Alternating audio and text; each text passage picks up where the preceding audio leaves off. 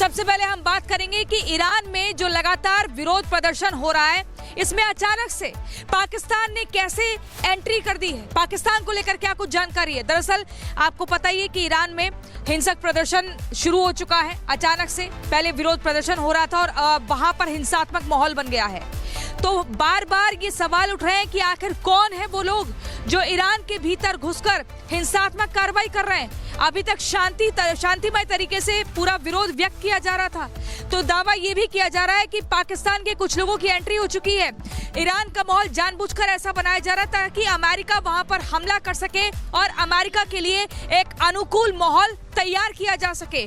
दावा तो ये भी किया जा रहा है कि अमेरिका की तरफ से अमेरिका के इशारे पर पाकिस्तान के कुछ लोगों को ट्रेनिंग देकर पाकिस्तान से ईरान भेजा गया है ताकि वो वहां पर हिंसात्मक माहौल तैयार करें, और इसीलिए वहां आगजनी की जा रही है, तोड़फोड़ की जा रही है और हिंसात्मक रूप पूरी तरह से देखने को मिल रहा है। आखिर इसकी इनसाइड स्टोरी क्या है, वो इस रिपोर्ट में दिखाते हैं।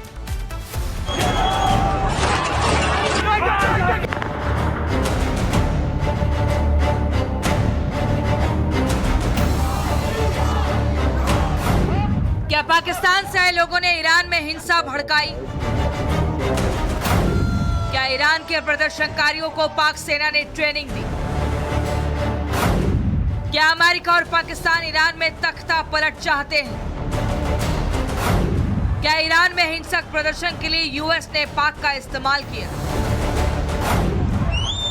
ये सवाल आज इसलिए जरूरी हो गया है क्योंकि ईरान में प्रदर्शन के दौरान हिंसा और अराजकता बढ़ती जा रही है। हिजाब विवाद, महंगाई, रोजगार को लेकर शुरू हुए विरोध प्रदर्शनों को बाहरी ताकतों ने हाईजैक कर लिया है। प्रदर्शनकारियों के पास अमेरिकी हैंड ग्रेनेड और हथियार मिल रहे हैं। ऐसे में सवाल ये है कि आखिर अमेरिकी हथियार और हैंड ग्रेनेड ईरान पहुंचे कैसे? क्या अमेरिका ने पाकिस्तान के रास्ते ईरान में हथियार और उपद्रवियों की घुसपैठ कराई? क्योंकि ईरान और पाकिस्तान की सीमा सटी हुई है।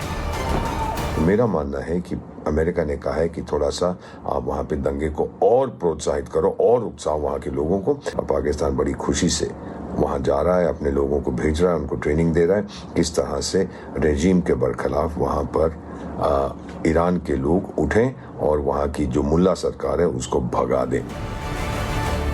अमेरिकी राष्ट्रपति ट्रंप और मुनीर शहबाज की दोस्ती की तस्वीरें पूरी दुनिया ने देखी। ट्रंप ने पाक के फील्ड मार्शल आसिम मुनीर को डिनर पर इनवाइट भी किया था। हाल के दिनों में ट्रंप और मुनीर की नजदीकियां भी बढ़ी हैं। तो क्या ट्रंप ने ईरान के खिलाफ पाकिस्तान को साथ लेने के लिए मुनीर और शहबाज से नजदीकियां बनाए रखी? क्या ट्रंप पहले से ही ईरान के खिलाफ तख्ता पलट की साजिशें रच रहे थे और मुनीर शहबाज भी इसका हिस्सा है? डीप स्टेट यूएस का हाथ है इंस्टिगेट करने में, लेकिन डीप स्टेट के लोग वहां आकर हिंसा नहीं करेंगे। ये काम सिर्फ एक कंट्री है जो पूरी दुनिया में पैसों के लिए कर सकता है, और वो है पाकिस्तान। जिस तरीके की हिंसा हो रही है, अपॉर्चुनिस्ट जिसको बोलते हैं ना हिंसा, जिस तरह की लूटपाट एक प्रोटेस्ट को रंग दिया जा रहा है, इसमें स्ट्रेट आईएसआई पाकिस्तान और उनके गुर्गों का एक स्टैंपिंग आप देख सकते हैं। अमेरिका ने ईरान में तख्ता पलट की जो साजिशें रची वो अंतिम दौर में है। ईरान में गृह युद्ध के हालात बने हुए हैं। प्रदर्शनकारियों का ईरान के ज्यादातर शहरों में आंदोलन चल रहा है। ट्रंप भी बार बार ईरान के प्रदर्शनकारियों को मदद भेजने की बात कह रहे हैं। हालांकि अब ट्रंप ने ईरान में प्रदर्शनकारियों को दी जाने वाली फांसी रोके जाने का दावा किया है। ट्रंप का कहना है कि ईरान ने ये फैसला अमेरिका के दबाव में लिया है। In Iran is stopping. It's stopped. It's stopping, and there's no plan for executions or an execution or executions. So I've been told that a good authority will find. America की बार-बार हमले की धमकियों को देखते हुए ईरान ने अब तक का सबसे बड़ा कदम उठाया है। ईरान ने अपना एयर स्पेस बंद कर दिया है। अब ईरान पूरी तरह से हाई अलर्ट पर है। ईरानी एयर डिफेंस कमांड को आदेश दिया है कि बिना पहचान के ईरानी एयर स्पेस में घुसने वाले किसी भी विमान को तुरंत मार गिराया जाए। यानी अमेरिका अगर ईरान में घुसने की कोशिश करता है तो उसके विमानों को हवा में ही ढेर कर दिया जाएगा। ईरान और अमेरिका अब आर पार के मूड में है। ईरान में विरोध प्रदर्शनों का आज 19वां दिन है। 150 से ज्यादा शहरों में विरोध प्रदर्शन चल रहा है। इन प्रदर्शनों में अब तक 2500 से ज्यादा लोगों के मारे जाने की खबर है। ईरान में करीब 100 सुरक्षा कर्मी भी मारे गए हैं। फिलहाल ईरान में इंटरनेट और फोन सुविधा बंद की गई है। ईरान में मारे गए लोगों का आज सामूहिक अंतिम संस्कार किया गया है। इस दौरान उनके परिजन रोते बिलखते नजर आए। कई लोग अपने परिजनों का पोस्टर पकड़े दिखाई दिए। خودش رهبر تروریستاست. غیر از این چیز دیگه ای نمیشه گفت. اینو بذار بهت بگم اشتباه کردی خیلی اشتباه کردی. ईरान में सत्ता परिवर्तन के खिलाफ तेहरान समेत दुनिया भर के कई देशों में विरोध प्रदर्शन चल रहा है। इजराइल में इस्लामिक शासन के खिलाफ लोगों ने सड़क पर उतरकर अपना विरोध जताया। इस दौरान प्रदर्शन कर रहे लोगों ने खामनेई के खिलाफ नारेबाजी की। रोमानिया के बुडापेस्ट में अमेरिकी दूतावास के बाहर लोगों ने प्रदर्शन किया। इस दौरान प्रदर्शन कर रहे लोगों ने अमेरिका से ईरान में इस्लामिक शासन का खात्मा करने की अपील की। जॉर्जिया में सैकड़ों लोगों ने खामनेई सरकार के खिलाफ विरोध प्रदर्शन किया। इस दौरान लोगों ने खामनेई शासन का विरोध किया। जर्मनी के बर्लिन में भी लोगों ने खामनेई की तानाशाही के खिलाफ प्रदर्शन किया। लोगों ने ईरान के प्रदर्शनकारियों के साथ एकजुटता दिखाई। ईरान के खिलाफ दुनिया भर में एकजुटता दिखाई जा रही है। ऐसे में अब अमेरिका पर दुनिया भर की निगाहें टिकी हुई हैं। अमेरिका ईरान पर किसी भी वक्त हमला कर सकता है, लेकिन इस हमले के लिए वो पाकिस्तान के एयरबेस का इस्तेमाल करेगा, क्योंकि अमेरिका पहले भी कई बार विरोधियों पर हमले के लिए पाकिस्तान का एयरबेस इस्तेमाल कर चुका है। यानी पाकिस्तान ईरान के खिलाफ जंग में अमेरिका के साथ खड़ा है।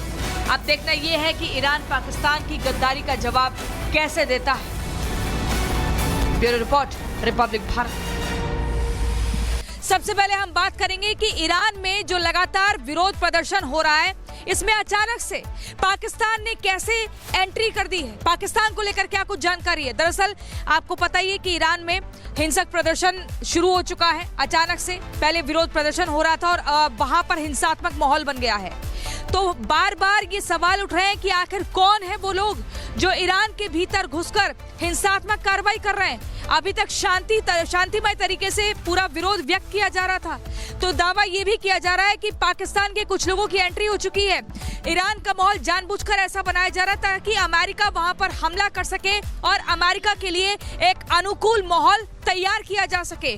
दावा तो ये भी किया जा रहा है कि अमेरिका की तरफ से अमेरिका के इशारे पर पाकिस्तान के कुछ लोगों को ट्रेनिंग देकर पाकिस्तान से ईरान भेजा गया है ताकि वो वहां पर हिंसात्मक माहौल तैयार करें, और इसीलिए वहां आगजनी की जा रही है, तोड़फोड़ की जा रही है और हिंसात्मक रूप पूरी तरह से देखने को मिल रहा है। आखिर इसकी इनसाइड स्टोरी क्या है वो इस रिपोर्ट में दिखाते हैं।